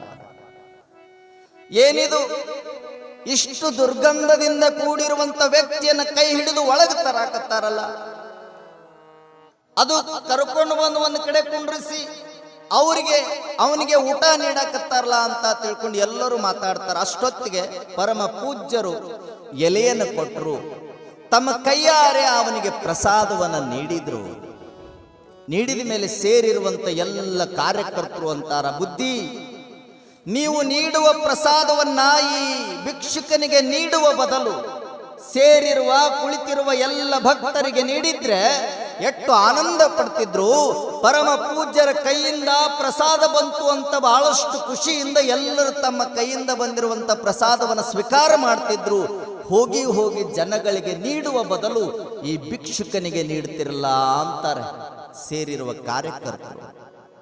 ಅವಾಗ ಬಿದಿರಿ ಕುಮಾರ ಮಹಾಸ್ವಾಮಿಗಳಂತಾರಂತ, ಕಾರ್ಯಕರ್ತರೇ, ನಿಮ್ಮ ಕಣ್ಣಿಗೆ ಅವನು ಹುಚ್ಚ, ಅವನೊಬ್ಬ ಭಿಕ್ಷುಕ. ನಿಮ್ಮ ಕಣ್ಣಿಗೆ ಅವನೊಬ್ಬ ಭಿಕ್ಷುಕ, ಅವನೊಬ್ಬ ಹುಚ್ಚ. ಆದ್ರೆ ನನ್ನ ಕಣ್ಣಿಗೆ ಸಾಕ್ಷಾತ್ ಕೂಡಲ ಸಂಗಮನಾಥ ಅಂತ ತಿಳ್ಕೊಂಡು ಬಿದಿರಿ ಕುಮಾರ ಮಹಾಸ್ವಾಮಿಗಳು ಹೇಳ್ತಾರಂತೆ. ಹಸಿದು ಬಂದವನು ಯಾವಾಗ ಕುಳಿತ ಪ್ರಸಾದ ನೀಡಿದ್ರು ಆ ಪ್ರಸಾದವನ್ನು ಸ್ವೀಕಾರ ಮಾಡಬೇಕು ಅಂತ ತಿಳ್ಕೊಂಡು ವಿಚಾರ ಮಾಡಿ ಸ್ವೀಕಾರ ಮಾಡುವಂತ ಸಂದರ್ಭದೊಳಗ ಈತ ಭಿಕ್ಷುಕನಲ್ಲ, ಈತ ಹುಚ್ಚನಲ್ಲ, ಸಾಕ್ಷಾತ್ ಕೂಡಲ ಸಂಗಮನಾಥ ಅಂತ ತಿರುಗಿ ಆ ಎಲ್ಲ ಕಾರ್ಯಕರ್ತರಿಗೆ ಹೇಳುವಂತ ಸಂದರ್ಭದೊಳಗ ಮರಳಿ ತಿರುಗಿ ನೋಡಿದ್ರೆ ಅಲ್ಲಿರುವಂತ ಭಿಕ್ಷುಕ ಮಾಯವಾಗಿದ್ದ. ಜ್ಞಾನದಾನ ಮಾಡುವಲ್ಲಿ, ಅನ್ನವಸ್ತ್ರ ನೀಡುವಲ್ಲಿ, ಪರರಹಿತವ ಬಯಸುವಲ್ಲಿ ದೇವನಿರುವನು.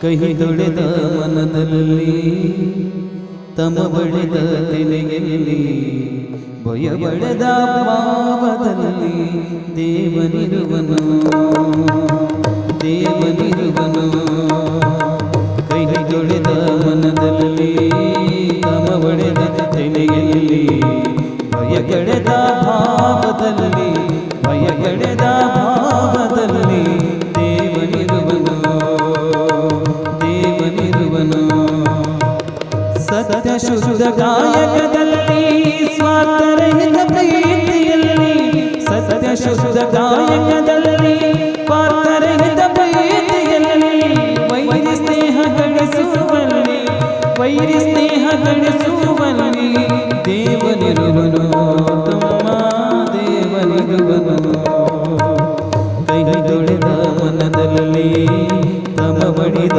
ತೆಲೆಯಲ್ಲಿ ಭಯ ಕಳೆದ ಭಾವದಲ್ಲಿ ದೇವನಿರುವನು ದೇವನಿರುವನು ತಾಯಿ ತಂದೆ ಪಾದದಲ್ಲಿ ಗುರು ಹಿರಿಯರ ಸೇವೆಯಲ್ಲಿ ತಾಯಿ ತಂದೆ ಪಾದದಲ್ಲಿ ಗುರು ಹಿರಿಯರ ಸೇವೆಯಲ್ಲಿ ಮಧುರ ಮಧುರ ಮಾತಿನಲ್ಲಿ ದೇವನಿರುವನು ದೇವನಿರುವನು ಕೈ ತೊಳೆದ ಮನದಲ್ಲಿ ತಮ ಬಡಿದ ತೆಲೆಯಲ್ಲಿ ಭಯ ಕಳೆದ ಭಾವದಲ್ಲಿ ದೇವನಿರುವನು ದೇವನಿರುವನು ದೇವನಿರುವನು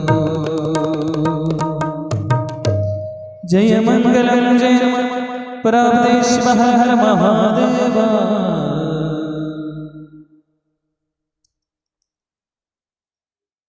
ಹಸಿದವರಿಗೆ ಅನ್ನ ನೀಡಬೇಕು ಅನ್ನೋದೇ ಶರಣರ ಸಿದ್ಧಾಂತ. ಎಲ್ಲಿ ಭಗವಂತ ಇರ್ತಾನಂದ್ರೆ ಮುಕ್ತಾಯಕ್ಕ ಅಂತಾಳ, ದುಡಿಯುವವರ ಹತ್ತಿರ ಭಗವಂತ ನೆಲೆಸಿರ್ತಾನೆ ಅಂತಾಳ. ದುಡಿಯುವಂತ ವ್ಯಕ್ತಿಗಳ ಹತ್ರ, ದುಡಿಯುವಂತ ರೈತನ ಹತ್ರ ಭಗವಂತ ಇರ್ತಾನೆ. ಅಂತ ಬಡವರಿಗೆ ಹೊಟ್ಟೆ ತುಂಬ ಊಟ ಮಾಡಿಸಿಬಿಟ್ರೆ ಸಾಕು.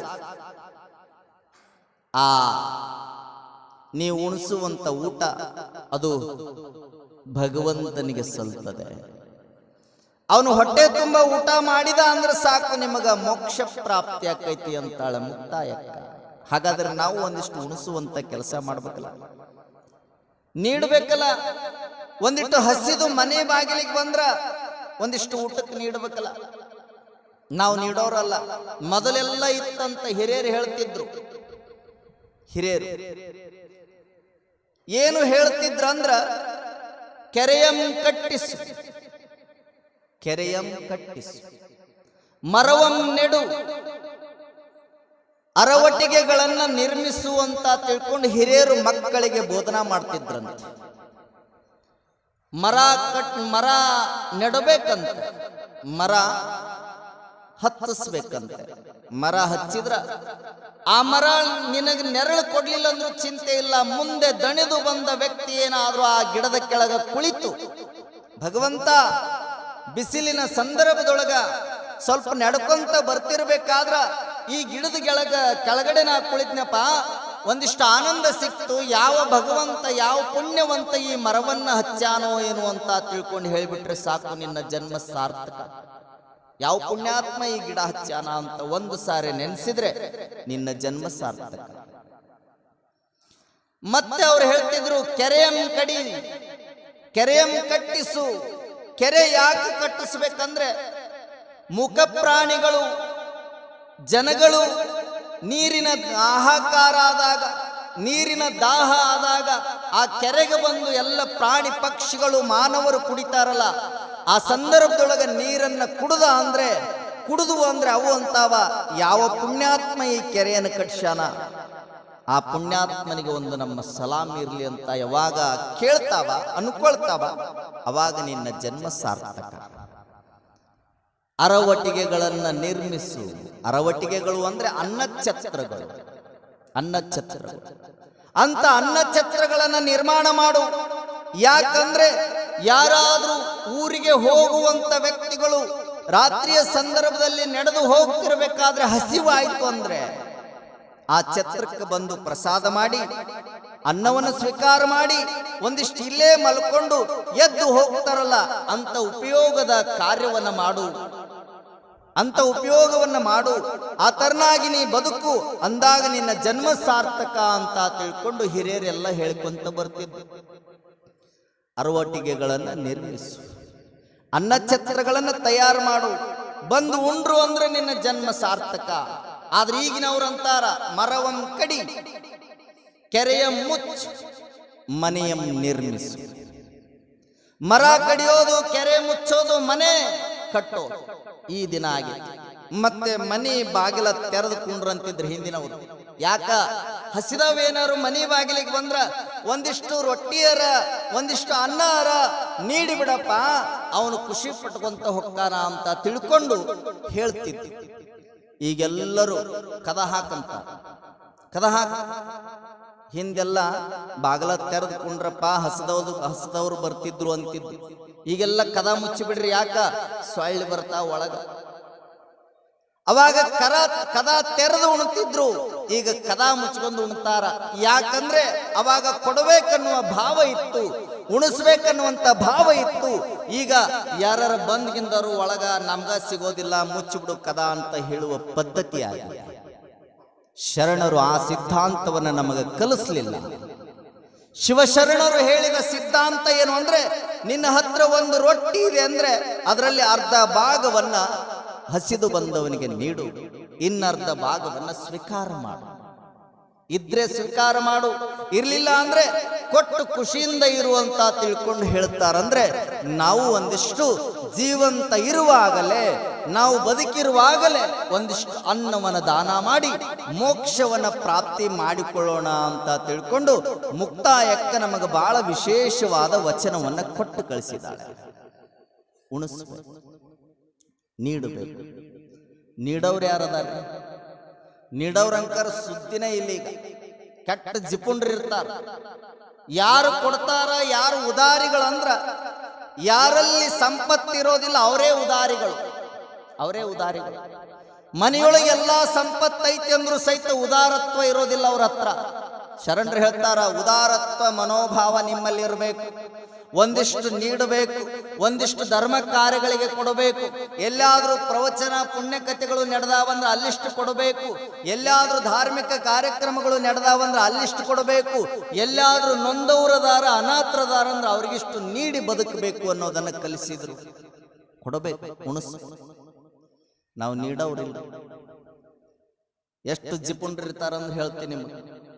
ಇಬ್ರು ಗಂಡ ಹೆಂಡತಿ ಇದ್ರು ಊರಾಗ. ಆ ಊರಾಗ ಅವರಿಬ್ರು ಎಷ್ಟು ಜಿಪುಂಡ್ರಿದ್ರಂದ್ರ, ಒಂದು ಈಗ ಉದಿನ ಕಡ್ಡಿ ಬೆಳಗ್ತೀರ ನೀವು ದೇವ್ರಿಗೆ? ಬೆಳಗ್ತೀರ ಇಲ್ಲ? ಬೆಳಗ್ತೀರ? ಹೂವರನ್ರಿ ಇಲ್ಲರನ್ರಿ? ನೀವು ಯವ್ವ ಅವ್ರಕ್ಕಿಂತ ನೀವ ಪೂಜೆ ಬಾಳ ಮಾಡೋದು. ಬೆಳಗ್ತಿರಲ್ಲ. ಒಂದು ಉದಿನ ಕಡ್ಡಿನ ಎಷ್ಟು ದಿನ ಮಾಡ್ತೀರಿ? ಎಷ್ಟು ದಿನ ರೀ? ಒಂದು ದಿನ ನೀವು ಬಾಗೇವಾಡಿ ಮಂದಿ ಜಿಪುಂಡ್ರಿರ್ತೀರ. ಒಂದು ದಿನ ಆಕತ್ತೇನು ಒಂದು ಊದಿನ ಕಡ್ಡಿ? 5 ರಿಂದ 10 ನಿಮಿಷ ಆಕ್ಕದ. 5 ರಿಂದ 10 ನಿಮಿಷ ಆಗುವಂತ ಊದಿನ ಕಡ್ಡಿಯನ್ನ ಅವರಿಬ್ರು ಏನ್ ಮಾಡ್ತಿದ್ರಂದ್ರ ಒಂದು ತಿಂಗಳು ಮಾಡ್ತಿದ್ರಂತ ಒಂದು ಊದಿನ ಕಡ್ಡಿ. ಮತ್ತ ಅವ್ರು ಹೆಂಗ ಬೆಳಗ್ತಿದ್ರು? ಅವ್ರು ಹೆಂಗ ಬೆಳಗ್ತಿದ್ರಿ? ಏನಿಲ್ರಿ, ಹಿಂಗ ದೀಪಕ್ಕೆ ಹಿಡಿತಿದ್ದ, ಹಿಂಗ ದೇವ್ರ ಮುಂದೆ ಹೋದವನ ಸೀದ ನೀರ್ನ್ಯಾಗ ಎದ್ದಿ ಮತ್ತೆ ಇಟ್ಟು ಬಿಡವ. ನೀರ್ನ್ಯಾಗ ಎದ್ದೋದು ಮತ್ತಿಡೋದು. ಇಟ್ಟ ತಕ್ಷಣ ಒಂದು ತಿಂಗಳಲ್ರಿ 1 ವರ್ಷ ಮಾಡ್ಬೋದ ಆ ಒಂದು ಊದಿನ ಕಡ್ಡಿ. ಹಿಂಗ ಹಚ್ಚೋದು, ತಗೊಂಡು ಹೋಗಿ ನೀರಾಗ ಎದ್ದೋದು, ಇಟ್ಟು ಬಿಡೋದು. ಯಾವಾಗ ಇಡ್ತಿದ್ದ ಅವನು ಏನ್ ಮಾಡ್ಬಿಟ್ಟ ಅಂದ್ರೆ, ಒಂದು ಸಾರೆ ಈ ಪಕ್ಕದೂರಾಗ ಸಂತಿಗೆ ಹೋದವ. ಪಕ್ಕದೂರಿಗೆ ಹೋದ, ಸಂತಿಗೆ ಹೋದ. ಎಷ್ಟು ಜಿಪುಂಡ್ರು ಇರ್ತಾರ ಅನ್ನೋದು ಕೇಳಾಕತ್ತೀನಿ ನಾನು. ಅಂತ ಜಿಪುಂಡ್ರು ಒಂದು ಅನ್ನದ ಅಗಳ ಸಹಿತ ಕೊಡುದಿಲ್ಲ.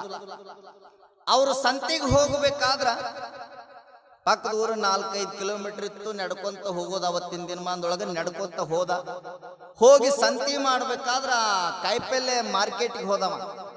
ತರಕಾರಿ ತಗೋಬೇಕು ಅಂತ ಹೋದ. ಉಳ್ಳಾಗಡ್ಡಿ ಹೆಂಗ್ ಕೆಜಿ, ಟೊಮೊಟೊ ಹೆಂಗ್ ಕೆಜಿ, ಬದನೆಕಾಯಿ ಹೆಂಗ್ ಕೆಜಿ ಎಲ್ಲವನ್ನ ಕೇಳಿದ. ಕೇಳಿದ ಮೇಲೆ ಎಲ್ಲಾ ಹೇಳಿದವ. ತರಕಾರಿ ಮಾರುವವ 1 ಕೆಜಿಗಿಟ್ಟು 1 ಕೆಜಿಗಿಟ್ಟು, ಹಾಗಾದ್ರೆ 1 ಕೆಜಿ ಉಳ್ಳಾಗಡ್ಡಿ ಹಾಕ್ರಿ ಅಂದ. ಇನ್ನೇನು ತೂಕ ಮಾಡಿ ಹಾಕ್ಬೇಕನ್ನೋಷ್ಟ್ರೊಳಗ ಅವನಿಗೆ ಊದಿನ ಕಡ್ಡಿ ನೆನಪಾತ. ಅಯ್ಯಯ್ಯ ಘಾತಾತ್ ಅಂದವ. ಘಾತಾತ್ ಏನು ಘಾತಾತು? ಮನೆ ಆಗಿರೋ ಊದಿನ ಕಡ್ಡಿನ ಆರಿಸಿ ಬಂದಿಲ್ಲ. ಮತ್ತೆ ಏನು ಮಾಡೋದು? ಏನೂ ಇಲ್ಲ. ಕಾಯಿಪಲ್ಲೆ ಆಮೇಲೆ ತಗೊಂಡು ಹೋದ್ರ ಆತ, ಮೊದಲು ಹೋಗಿ ಊದಿನ ಕಡ್ಡಿ ಆರಿಸಿ ಬರೋಣಂದವ. ಕಾಯಿಪಲ್ಲೆ ತಗೊಂಡು ಸೀದ ಮನೆಗೆ ಬಂದಿದ್ರೆ ಮುಗಿದು ಹೋಗ್ತಿತ್ತು. ಚೀಲ ಅಲ್ಲೇ ಇಟ್ಟ, ತೂಕ ಮಾಡೋದು ಹೇಳಿಬಿಟ್ಟ. ಹೊಳ್ಳಿ ಬಂದು ಒಯ್ತೀನಿ ತಡಿ ಅಂದವ. ಮನೆಗೆ ಬಂದ ಬರೋದ್ರೊಳಗೆ ಹೆಂಡತಿ ಬಾಗಲ್ದಾಗ ಕಾಯ್ಕೋತ ನಿಂತಿತ್ತು.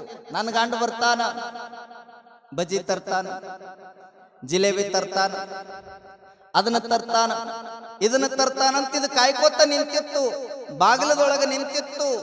ಬಾಗಲದೊಳಗೆ ನಿಂತಾಗಿ ಬಂದು ಕೈ ಬೀಸ್ಕೊತ್ತ. ಏನೂ ತರ್ಲಿಲ್ಲ. ಆ ಕೇಳಿದ್ದು, ಏನು ಹಂಗ ಬಂದಿಯಲ್ಲ?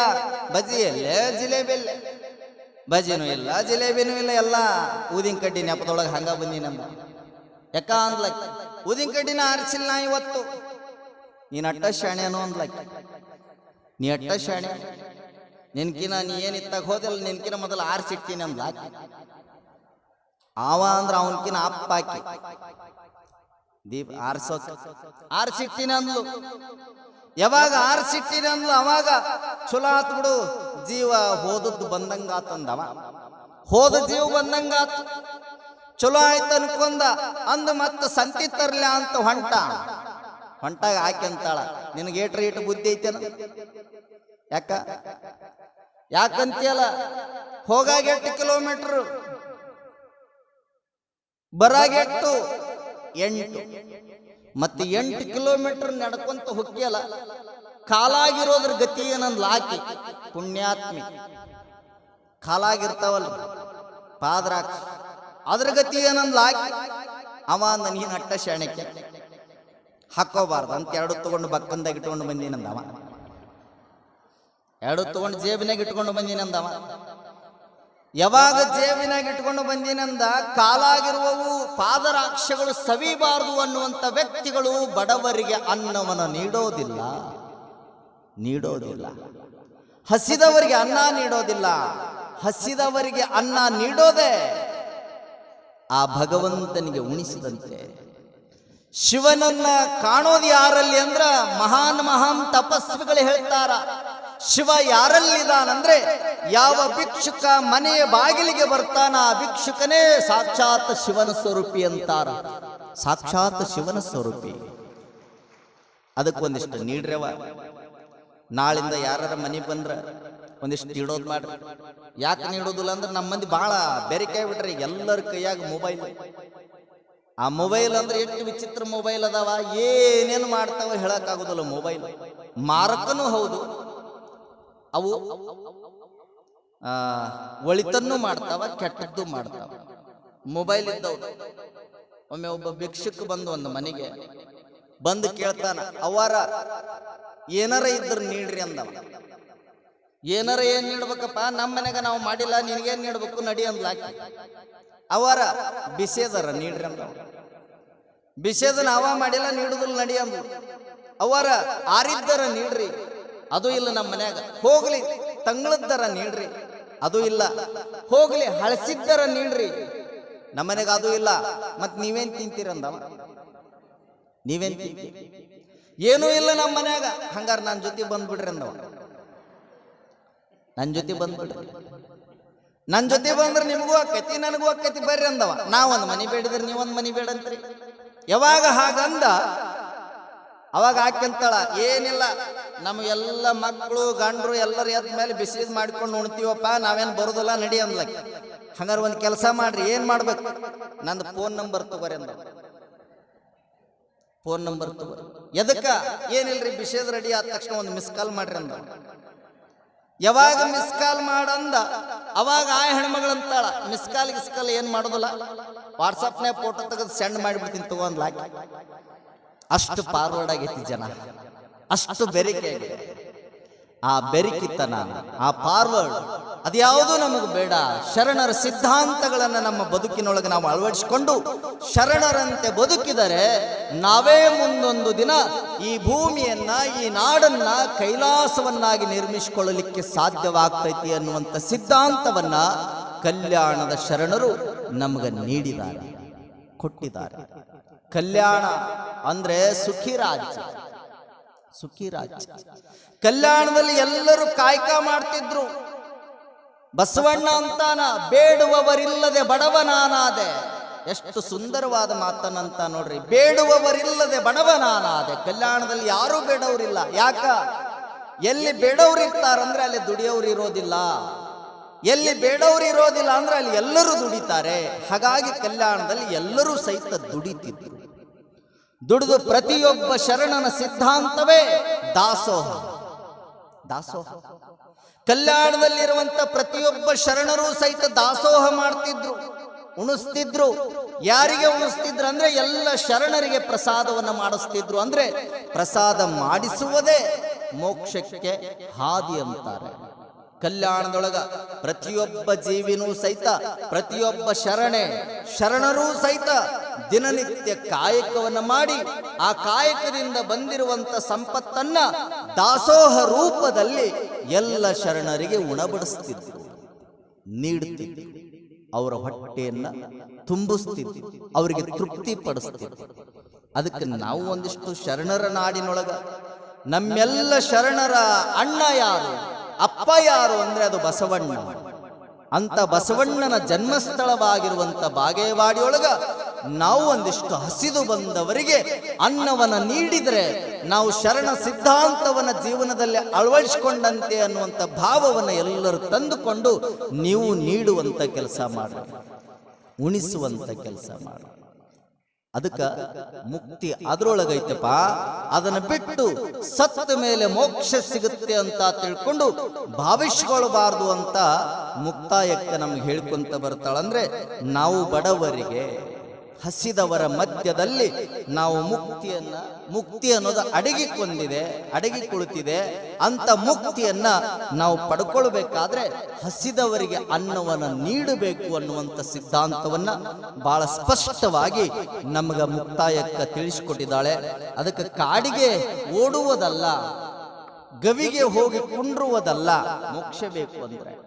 ಕಾಡಿಗೆ ಓಡಿ ಹೋಗಿ ಕಾಡಿನೊಳಗ ತಪಸ್ಸನ್ನು ಆಚರಿಸಬೇಕು ಅಂತ ತಿಳ್ಕೊಂಡು ತಪಸ್ಸನ್ನು ಆಚರಿಸಲಿಕ್ಕೆ ಹೋದ್ರೆ ಮೋಕ್ಷ ಬರೋದಿಲ್ಲ. ಗವಿಯೊಳಗ 1 ತಿಂಗಳ 2 ತಿಂಗಳ 1 ವರ್ಷ 2 ವರ್ಷ ನೀ ಅನುಷ್ಠಾನ ಮಾಡಿದ್ರು ಸಹಿತ ಮೋಕ್ಷ ಪ್ರಾಪ್ತಿ ಆಗೋದಿಲ್ಲ. ಯಾವಾಗ ನಿನಗೆ ಮೋಕ್ಷ ಪ್ರಾಪ್ತಿ ಅಂದ್ರೆ ಆಕೆ ಹೇಳ್ತಾಳೆ, ಯಾರು ಹಸಿದವರು ಮನೆಗೆ ಬಂದಿರ್ತಾರೆ, ಹಸಿದವರ ಮಧ್ಯದಲ್ಲಿ ಈ ಮೋಕ್ಷ ಅನ್ನೋದು ಅಡಗಿಕೊಂಡಿದೆ, ಅದು ಅವರಿಗೆ ಉಣಿಸಿದರೆ ಆ ಮೋಕ್ಷ ನಿನಗೆ ಪ್ರಾಪ್ತಿ ಆಗ್ತದೆ. ಜಪ ಬೇಡ, ತಪ ಬೇಡ, ಏನೂ ಬೇಡ, ಉಣಿಸ್ಬೇಕು. ಅದೇ ಸಿದ್ಧಾಂತವನ್ನ ನಮ್ಮ ಮುಕ್ತಾಯಕ್ಕ ನಮ್ಗ ಹೇಳಿಕೊಟ್ಟಿದ್ದಾಳಂದ್ರೆ, ನಾವು ಇನ್ನು ಮೇಲೆ ಮುಕ್ತಾಯಕ್ಕನ ಸಿದ್ಧಾಂತದಂತೆ ಬದುಕಿದರೆ ನಮ್ಮ ಈ 1 ತಿಂಗಳದ ಪ್ರವಚನ ನಮಗೆ ಸಾರ್ಥಕತೆಯನ್ನು ತಂದುಕೊಳ್ತೈತಿ ಅನ್ನುವಂಥ ಮಾತನ್ನ ಕೇಳ್ತಾ, ತಾವು ನಾಳಿಂದ ಯಾರಾದ್ರೂ ಬಂದ್ರೆ ಮುಂದಕ್ಕೆ ಹೋಗಿ ಅನ್ನಬೇಡ, ಮುಂದಕ್ಕೆ ಹೋಗಿ ಅನ್ನಬೇಡ. ಇದ್ರೆ ನೀಡಿ, ಇರ್ಲಿಲ್ಲ ಅಂದ್ರೆ ಸ್ವಲ್ಪ ತಡೆಪ ನೀಡ್ತೀವಂತ ನಿಲ್ಲಿಸಿ ಆದರೂ ನೀಡಿದ್ರೆ ಅದು ಶರಣರ ಸಿದ್ಧಾಂತಕ್ಕ ನಾವು ಪಾದಾರ್ಪಣೆಯನ್ನು ಮಾಡಿದಂಗ, ಶರಣರಂತೆ ನಾವು ಬದುಕಿದಂಗ ಅನ್ನುವಂಥದ್ದನ್ನ ನಮಗೆಲ್ಲ ಶರಣರು ಮಾರ್ಗದರ್ಶನ ಮಾಡಿದಾರಂದ್ರೆ ನಾವು ಅವರಂತೆ ಬದುಕೋಣ, ನಮ್ಮ ಬದುಕನ್ನ ಬಂಗಾರವಾಗಿ ಇಟ್ಕೊಳ್ಳೋಣ, ನಮ್ಮ ಜೀವನವನ್ನು ಹಸನ್ಮಯವಾಗಿ ಮಾಡಿಕೊಳ್ಬೇಕು ಅಂದ್ರೆ ನಮಗೆ ಈ ಆಧ್ಯಾತ್ಮ, ಈ ಚಿಂತನೆ, ಈ ಪ್ರವಚನ ಎಲ್ಲವುಗಳು ಬೇಕೇ ಬೇಕು. ಅದಕ್ಕೆ ಇವತ್ತು ಭಾಳ ಜನ ಬಂದಾರ ಮಳಿ ನಿಂತಿದ್ದಕ್ಕೆ ಬಂದಾರೋ ಅಥವಾ ಹಬ್ಬ ಮುಗಿದಿದ್ದಕ್ಕೆ ಬಂದಾರೋ? ಹಬ್ಬ ಮುಗಿತನ್ರಿ, ಇವತ್ತಿಗೆ ಲಾಸ್ಟ್, ನಾಳೆ ಐತೆ ಇಲ್ಲಲ್ಲ, ಇವತ್ತು ಲಾಸ್ಟ್. ಇವತ್ತು ಏನೈತಿ, ಎಲ್ಲರೂ ಹೋದ ಮೇಲೆ ಇದ್ದಿದ್ದು ಇರ್ಲಾರ್ದು ಉಂಡಿ ತಿಂದ್ಬಿಡ್ರಿ. ಉಂಡಿ ತಿಂದು ನಾಳೆಗೆ ಸೀದಾ ಎಲ್ಲ ಹಬ್ಬ ಬಿಟ್ಟು ಇಲ್ಲಿಗೆ ಬರುವಂತ ಕೆಲಸವನ್ನ ಮಾಡಿ 5 ದಿನಗಳ ಪರ್ಯಂತರ ನಿಮ್ಮೂರೊಳಗೆ ಯಾವ ಹಬ್ಬವನ್ನು ಆಚರಣೆ ಮಾಡಿದ್ರು ಅಂದ್ರೆ ಅದು ನಾಗರ ಪಂಚಮಿ ಅನ್ನುವಂಥ ಹಬ್ಬವನ್ನು ಆಚರಣೆ ಮಾಡಿದಿರಿ. ಇನ್ನು ಮುಂದೆ 5 ದಿನ ಆದಮೇಲೆ ನಾಳಿಂದ ಯಾವ ಹಬ್ಬ ಅಂದ್ರೆ ಶರಣರ ವಚನ ಚಿಂತನ ಅನ್ನುವಂಥ ಹಬ್ಬದೊಳಗೆ ತಾವೆಲ್ಲರೂ ಭಾಗಿಯಾಗಿ ನಿಮ್ಮ ಬದುಕನ್ನ ಹಸನ್ಮಯವಾಗಿ ಮಾಡಿಕೊಳ್ಳ್ರಿ ಅನ್ನುವಂಥದ್ದನ್ನು ಹೇಳಿ ತಾವೆಲ್ಲರೂ ಹೆಚ್ಚಿನ ರೀತಿಯೊಳಗ ನಮ್ಮ ತಾಯಂದ್ರು, ನಮ್ಮ ಶರಣ ಬಳಗ ಎಲ್ಲರೂ ಬರಬೇಕು ಅನ್ನುವಂಥ ಮಾತನ್ನ, ಮತ್ತೆ ಇನ್ನೊಂದು ಮಾತು, ಹಿಂದೆ ಕುಳಿತವರು ಒಂದಿಷ್ಟು ಮುಂದಕ್ಕೆ ಬರುವಂತ ಕೆಲಸ ಮಾಡ್ರಿ. ಯಾಕಂದ್ರ ಹಿಂದೆ ಕೂಡೋದಕ್ಕಿಂತ ಮುಂದೆ ಬಂದು ಕೂತ್ರ ಇಂದಿಲ್ಲ ನಾಳೆ ನೀವು ಸಮಾಜದಲ್ಲಿ ಅಂದ್ರೆ ಟಿವಿ ಒಳಗ ಬರಾಕ್ ಸಾಧ್ಯ ಆಕೈತಿ. ನೀವು ಯಾರು ಮುಂದೆ ಬರ್ತೀರ ಅವ್ರು ಟಿವಿಯಾಗ ಬರ್ತಾರ, ಯಾರು ಹಿಂದೆ ಉಳಿತೀರ ಅವ್ರು ಟಿವಿಯಾಗ ಬರಾಕ್ ಸಾಧ್ಯ ಇಲ್ಲ. ಅದಕ್ಕೆ ನಾವೆಲ್ಲ ಟಿವಿ ಒಳಗೆ ಬರಬೇಕು ಅಂದ್ರೆ ಒಂದಿಷ್ಟು ನಾವು ಮುಂದೆ ಬರುವಂತ ಕೆಲಸವನ್ನ ಮಾಡೋಣ. ಯಾರು ಮುಂದೆ ಬರ್ತಾರ ಕಲ್ಯಾಣದ ಶರಣರ ನಾಡಿನೊಳಗ ಕಲ್ಯಾಣದಲ್ಲಿ ಎಲ್ಲ ಶರಣರೂ ಸಹಿತ ಒಂದೊಂದು ಹೆಜ್ಜೆಯನ್ನು ಮುಂದಿಟ್ಟು ಈ ನಾಡಿಗೆ ಸುಂದರವಾದ ವಚನಗಳನ್ನು ನಿರ್ಮಿಸಿಕೊಟ್ರು ಅಂದ್ರೆ ನೀವು ಮುಂದೆ ಬರುವಂತ ಕೆಲಸವನ್ನು ಮಾಡಿದ್ರೆ ನಿಮ್ಮ ಬಸವನ ಬಾಗೇವಾಡಿ ಮುಂದೊಂದು ದಿನ ಬಸವ ಕಲ್ಯಾಣವಾಗಿ ಕಂಗೊಳಿಸ್ತೈತಿ ಅನ್ನುವಂತ ವಿಚಾರಗಳನ್ನು ಹೇಳ್ತಾ ತಮಗೆಲ್ಲರಿಗೂ ಒಳ್ಳೆಯದಾಗ್ಲಿ, ತಮಗೆಲ್ಲರಿಗೂ ಬಸವಣ್ಣನ ಆಶೀರ್ವಾದ ಸದಾಕಾಲ ಇರಲಿ ಅನ್ನುವಂಥ ಮಾತನ್ನು ಹೇಳಿ ನಾನೇನು ಭಾಳತ್ ಹೇಳೋದಿಲ್ಲ, 1 ತಾಸು ಹೇಳ್ತೀನಿ. 1 ತಾಸು ಅಷ್ಟ. ಇವತ್ತು ನಾನು ಸ್ವಲ್ಪ 10 ನಿಮಿಷ ತಡವಾಗಿ ಬಂದೆ, ಹಾಗಾಗಿ ಅದಕ್ಕೆ ವಿಷಾದಿಸುತ್ತೇನೆ ಅನ್ನುವಂಥ ಮಾತನ್ನು ಹೇಳಿ ತಾವೆಲ್ಲರೂ ನಾಳಿನಿಂದ ಸರಿಯಾಗಿ 6:30ಗೆ ಪ್ರವಚನ ಕಾರ್ಯಕ್ರಮ ಇರ್ತದೆ. ಇದು ಸಂಗೀತ ಕಾರ್ಯಕ್ರಮ. 6:30ಯಿಂದ ಅರ್ಧ ತಾಸು ಸಂಗೀತದ ಸೇವೆಯನ್ನು ನಮ್ಮ ಶರಣಬಸವ ಕುಮಾರಸ್ವಾಮಿ ಗವಾಯಿಗಳು ಮಾಡ್ತಾರೆ. 7 ಗಂಟೆಗೆ ನಾನು ಬರ್ತೇನೆ. ಅದಕ್ಕೆ ತಾವೆಲ್ಲರೂ ಬಂದು ಈ ಪ್ರವಚನವನ್ನು ಆಲಿಸಿ ತಾವೆಲ್ಲರೂ ಬಸವಣ್ಣನ ಕೃಪೆಗೆ ಪಾತ್ರರಾಗಬೇಕು ಅನ್ನುವಂಥ ಮಾತನ್ನು